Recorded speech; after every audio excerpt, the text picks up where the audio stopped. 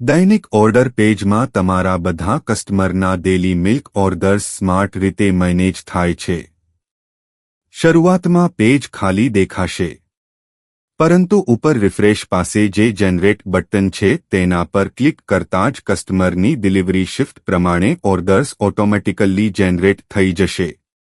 હવે એપ તરત બતાવે છે કે આજે કુલ કેટલા ઓર્ડર્સ છે, કેટલા લીટર મિલ્ક જવાનું છે અને કયા કસ્ટમરના ઓર્ડર્સ પેન્ડિંગ છે. સવાર, સાંજ અથવા ડિલિવરી સ્ટેટસ પ્રમાણે ઉપર ફિલ્ટર પણ છે. એટલે માત્ર મોર્નિંગ શિફ્ટ કે ઇવનિંગ શિફ્ટના ઓર્ડર્સ અલગથી તરત જોઈ શકાય છે. અને આ ફીચરની સૌથી પાવરફુલ વાત એ છે, તમે હાલમાં જે લોકેશન પર હશો એપ ત્યાંથી સૌથી નજીકના કસ્ટમરના ઓર્ડર્સ ઉપર બતાવશે. એટલે ડિલિવરી બોયને રાઉટ સમજવામાં સરળતા રહે, સમય બચે અને ડિલિવરી વધુ ફાસ્ટ થાય. દરેક કસ્ટમર કાર્ડમાં product name, quantity, total amount, કસ્ટમરનું ડિસ્ટન્સ બધું ક્લિયર દેખાશે. જો ક્વોન્ટિટી ચેન્જ કરવી હોય તો એડિટ બટન પર ક્લિક કરો અને લીટર અપડેટ કરીને સેવ કરો. રિસિપ્ટ બટન પર ક્લિક કરતા સીધા રિસિપ્ટ પેજ ખુલશે. અહીં કસ્ટમર સિલેક્ટ થયેલો રહેશે. બસ અમાઉન્ટ અને પેમેન્ટ મોડ નાખીને રિસિપ્ટ સેવ કરી શકાય છે. જો કોઈ ઓર્ડર કેન્સલ કરવો હોય તો ડિલીટ બટનથી ઓર્ડર રિમૂવ કરી શકાય છે. અને ડિલિવરી થઈ જાય પછી ડિલિવર બટન પર ક્લિક કરીને ઓર્ડર ડિલિવર્ડ માર્ક કરી શકાય છે. ઉપર ટ્રકવાળા બટન પર ક્લિક કરતા બલ્ક ડિલિવરી કન્ફર્મેશન ખુલશે. અહીં એક સાથે ઘણા કસ્ટમરના ઓર્ડર્સ ડિલિવર્ડ માર્ક કરી શકાય છે.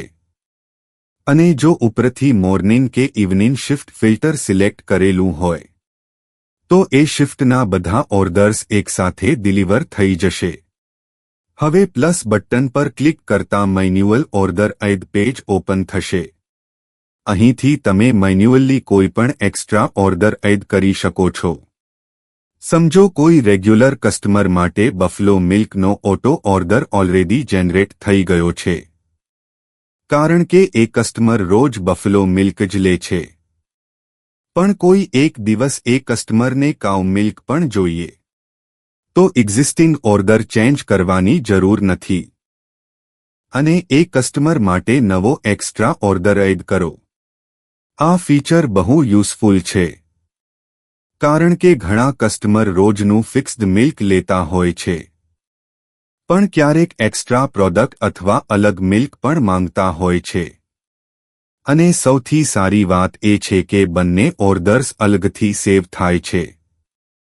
એટલે ડેરી ઓનરને દરેક એન્ટ્રી પ્રોપર રીતે મેન્ટેન કરવામાં બહુ સરળતા રહે છે. હવે કેશ બિલ ફીચર પણ બહુ યુઝફુલ છે. સમજો તમે રોજ કસ્ટમરને મિલ્ક આપવા જાઓ છો અને ત્યાં આજુબાજુના લોકો પણ કહે કે આજે અમને 1 લીટર મિલ્ક આપો.